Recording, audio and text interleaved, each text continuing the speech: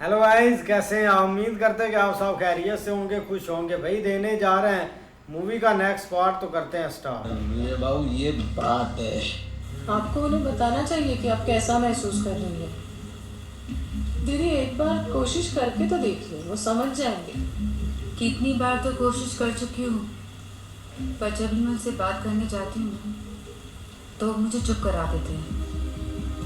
कहते हैं कि इस बारे में हम कोई बात नहीं करेंगे। मगर मेरा दिल कह रहा है कि खतरा अभी टला नहीं है, बल्कि बहुत तेजी से हमारी तरफ आ रहा है। श्योर है एग्जाम का टाइम टेबल आ गया? हाँ, कब से शुरू हो रही है? 11 तारीख से।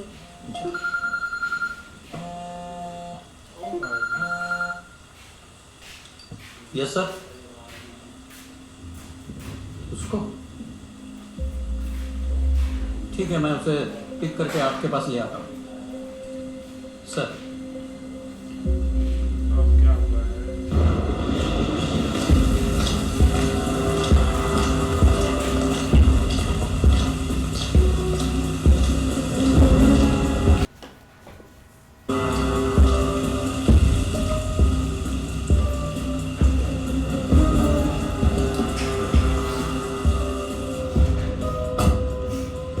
कैसे हो राइट ऑन डे?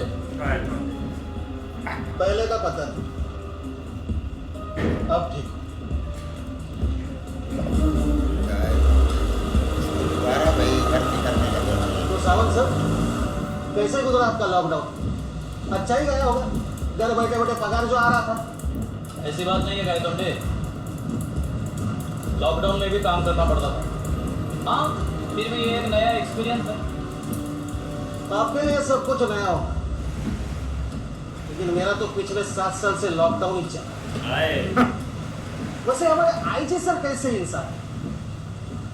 सन की है लेकिन जीनियस है। अतरंगी है वही है। लेकिन मेथोडिकल।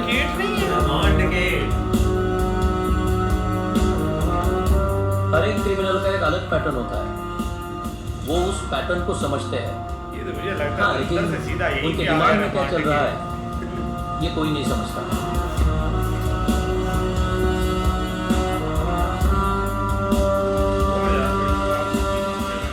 क्या लगता है तुम्हें, इतनी रात को हमें क्यों बुलाया? आपको नहीं मालूम? क्या बात करें? तो फिर खूब जमेगा रहा। जब मिल बैठेंगे 3 यार सर, मैं आप और आईजी सर। हाँ, सर एक मिनट सावंत सर।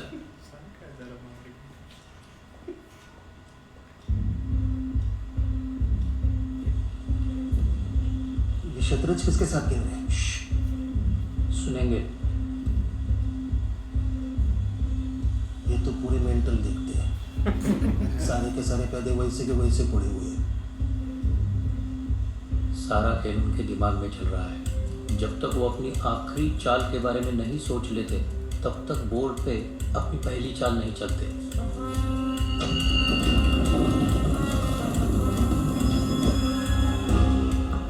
उसमें क्या है? शतरंज और सांप सीढ़ी सेम है। वहां पे सांप होते, यहाँ पे हाथी, उर्दू घोड़ी, सिर्फ दौड़ाने पड़ते।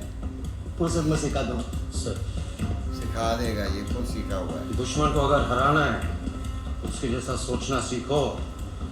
राइट ओनली, जानते हो क्यों बुलाया? क्योंकि सर मैं इकलौता ऑफिसर ऐसा हूँ जिसने अपना काम हॉनेस्टली, डेडिकेशन और पैशन के साथ किया। बिल्कुल। मेरा मैडम क्या नाम? सौरभ गनेरी वाला, पारिक और पारिक कंस्ट्रक्शंस के मालिक। सबने बताया कि तुम कितने ऑनेस्टी, डेडिकेशन, तीसरा क्या बोला था? पैशन। पैशन के साथ उनसे रिश्वत लिए। हर बंदे से। बैठो। अब हवा लीक होगी अभी। बैठता हूँ। तुम्हें इसलिए बुलाया गया क्योंकि तुम इकलौते हो जो विजय के बारे में सही थे। सर छोटा मुंह बड़ी बात, सही था, लेकिन मुझे मिला क्या? 7 साल से सस्पेंड हो गए और विजय मजे ले रहे। खुद का थिएटर भी खोले। सुना कि पिछले फ्राइडे वो फिल्म भी हाउसफुल थी। बहुत गुस्सा है। भगवान भी बेईमान लोगों का हिसाब देता है। नहीं आप तो बहुत ईमानदार इसलिए थे। बच के निकल गया। इसके बारे में क्या कहें? सब कुछ, एवरीथिंग सर। पक्का? सर, मैं मेरा बीवी का बर्थडे भूल सकता हूँ, लेकिन 2 अक्टूबर और 3 अक्टूबर को नहीं भूल सकता। सर बात वहीं पे आके अटक जाती तो है। इसके दिल और दिमाग पे छपी हुई। विदाउट एविडेंस हम कुछ नहीं कर सकते। एविडेंस है। अच्छा ये भी सही है। मैंने सुना था कि आप लंदन चली गई है। जरूरी नहीं कि हम जो सुने और देखें वो सच हो। ये लंदन उस फैमिली ने इतना तो में सिखा है। दिया है हमें। वो बच गया क्योंकि मैंने एक चौथी फेल को अंडर एस्टिमेट करने की गलती की थी। अच्छा वो फंसेगा क्योंकि उसने एक माँ को अंडर एस्टिमेट करने की गलती की है। तो आप भी इस केस में इन्वॉल्व? हमारा इस केस से कोई लेना देना नहीं है। अभी तुम समझदार हो। मैडम आपने कहा कि कोई एविडेंस है?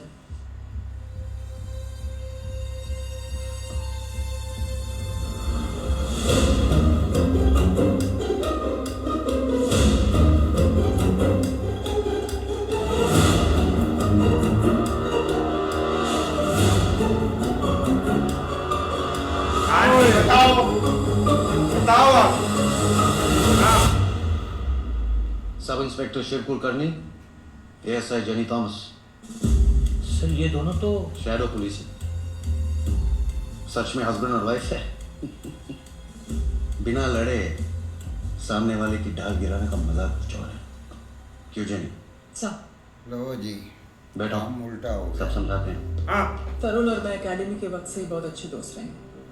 जिस दिन से उसकी गोवा में पोस्टिंग हुई, वो विजय से रिलेटेड हर इंफॉर्मेशन ट्रैक करने लगा। और जैसे हमें पता चला कि विजय अपने घर के सामने वाली ज़मीन बेचना चाहता है, हमने मिलकर एक प्लान बनाया। मैंने शिव के नाम पे वो ज़मीन खरीद ली और पिछले 2 साल से शिव और जेनी उसके पड़ोसी बन के उसकी पूरी फैमिली पे नज़र रख रहे हैं। इनफैक्ट हमने विजय के पूरे घर में रिकॉर्डिंग डिवाइसेस भी लगाए हैं। राइट शिव? Right ma'am. इतना ही नहीं, नंदिनी और जेनी के बीच होने वाली हर बात जो घर के बाहर भी हुई है, उसे भी हम अभी तक रिकॉर्ड करते आए हैं। But our problem is Vijay Salgaonkar. He is very smart. उसने उन्हें इस केस के बारे में कुछ भी बात करने से सख्त मना किया। लेकिन अब हमें फाइनली एक ब्रेक थ्रू मिला है। कितनी बार तो कोशिश कर चुकी हूँ, पर जब भी मैं उनसे बात करने जाती हूँ ना, तो मुझे चुप करा देते हैं। कहते हैं कि इस बारे में हम कोई बात नहीं करेंगे। मगर मेरा दिल कह रहा है कि खतरा अभी डरा नहीं है, बल्कि बहुत तेजी से हमारी तरफ आ रहा है। दीदी, क्या आपको ये डर है कि अंजू घबराहट में किसी को बोल ना दे कि बॉडी कहाँ है? अंजू को तो कुछ मालूम ही नहीं। विजय ने दूसरे ही दिन हमें बिना बताए बॉडी कहीं शिफ्ट कर दी। कहते हैं हमारे ना जानने में ही हमारी भलाई है। इस क्या केस में बात, बड़ी दोस्त इसको मिली है अच्छी। हमारे सामने 3 अहम सवाल थे। सैम की बॉडी किसने शिफ्ट की, कब शिफ्ट की और कहाँ शिफ्ट की। आज हमको इन 3 सवाल में से 2 के जवाब मिल गए। एक का नहीं। बॉडी विजय ने शिफ्ट की और मर्डर के अगले दिन ही शिफ्ट की, लेकिन कहाँ? कोई तो मैंने होगा। क्या कहा था, वो काम सारा काम कर गई किसी यार। को देखा होगा। इसने देखा है। केस इसने पढ़ने देखा से पहले मैं इंसान को पढ़ता हूँ। Vijay Salgaonkar is a smart man, और अक्सर स्मार्ट लोगों की एक कमजोरी होती है, वो अपने अलावा बाकी दुनिया को बेवकूफ समझते हैं। लेकिन विजय उनमें से नहीं है। सुना है आजकल बहुत बिजी रहता है वो। दीदी की बातों से पता चला है कि दीदी? सॉरी, नंदिनी कह रही थी कि विजय कोई फिल्म बना रहा है। बनाने दो उसे अपनी फिल्म शुरू वो करेगा, खत्म। लेकिन उसकी एंडिंग हम लिखेंगे। श्योर। वो बंदे ने सही कहा था, खतरा आप मंडरा रहा है।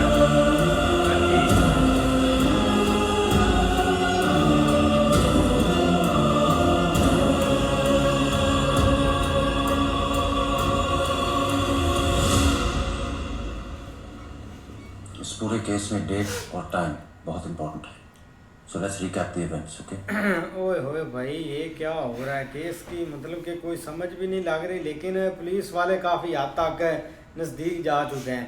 लेकिन अब जो इधर मेन बात है ना कि इनके पास प्रूफ भी है कि मर्डर इधर हुआ है, बॉडी भी विजय ने शिफ्ट की है। लेकिन ये है कि बेचारे प्रूफ करें कैसे कि ये सब कुछ हुआ है। भाई अब वो प्रूफ कर लेंगे, क्योंकि सारे एविडेंस जो है ना अब उसके खिलाफ मिलने लगे, क्योंकि उसकी बीवी ने खुद रिकॉर्डिंग है भाई उनके साथ, उनके पास, और बाकी उनके घर में उन्होंने सारी चीज़ें लगाई हुई हैं। और बेटी उनकी अब जो है ना वो इस हालत में नहीं है, वो इतना बीमार हो चुकी है, 2 बार उसको भाई ये चीज़ें जो है ना हो चुकी हैं। बाकी भाई अब ना काम ख़राब हो रहा है। भाई उन्होंने प्लानिंग की है जिसमें भाई वो लड़के के बाप ने बोला था कि भाई हम तो यहाँ से लंदन शिफ्ट हो रहे हैं, और वो लंदन गया नहीं, वो रहे इधर ही हैं। और उन्होंने भाई इनकी हर चीज़ हर तरफ से रखवाली की है, यहाँ तक कि जब विजय सर ने वो अपना फिल्म बनाने का काम शुरू करना था तो इसने वो जगह बेचनी थी, वो जगह भी उन्होंने खोद ली। और उधर एक पुलिस वाले और उसकी पत्नी को भाई उन्होंने वो जगह लेकर दे दी, और उनको भाई वो शराब का एक आदि बना दिया, और उनकी लड़ाई झगड़ा था कि इनके साथ इनकी दोस्ती हो और वो इनसे इनके घर में किसी तरह जा सकें। और वही सिस्टम चला भाई, वो लड़की उनके घर आती जाती रही और उसी ने सारी इन्फॉर्मेशन इकट्ठी की है। और उनके घर के चारों तरफ भाई उन्होंने कैमरे भी लगाए हुए हैं कि वो किस टाइम क्या काम करते हैं, आते जाते हैं, कौन सी बात करते हैं, हर चीज़ की रिकॉर्डिंग उनके पास मौजूद है। लेकिन उनको एक चीज़ का पता नहीं है कि वो लाश है कहाँ। लेकिन उनको ये पता चल गया है कि भाई वो लाश भी किसी न किसी बंदे ने देखी होगी जिस जगह पर उसने वो पार्टी दफन की है, लेकिन वो भी एक बंदे ने देखी हुई है। अब आगे देखते हैं भाई क्या बनता है। इसरे भाई जब विजय भाई लाश को उधर भाई अपना पुलिस स्टेशन के करीब भाई दफना रहा था ना, तो उधर भाई एक आदमी जो अभी जेल से निकला रिहा का निकला है ना, उसने ही देखा था जब वो दोस्त को मार के फरार हुआ था, तो तब भाई उसने देख लिया था इसको। लेकिन अभी उसने बताया तो खैर नहीं है क्या, लेकिन भाई वो मामला ख़राब हो सकता है जब कहीं से भी उसको भी खबर लगेगी तो। नहीं ऐसे ही मेन जो है ना वो 3 चीज़ों के पीछे लगे हुए, 3 बातों के पीछे। एक कि बॉडी किसने शिफ्ट की और कब की, सेकंड ये कि कहाँ पे की। लेकिन 2 का तो उनको पता चल चुका है कि ये विजय ने तो उनको पता चल गया ना बॉडी शिफ्ट किसने किया, ये नहीं पता चल रहा की कहाँ है, गई कहाँ। तो एंड वाला यही सवाल है ना, और उसका जवाब भी वो उस बंदे के पास है जो जेल में था। लेकिन अब ये उस तक पहुँच पाते हैं कि नहीं, ये आप आगे देखने वाले। ऐसे ही है, देखते हैं नेक्स्ट पार्ट में। तब तक के लिए गुड बाय, टेक केयर।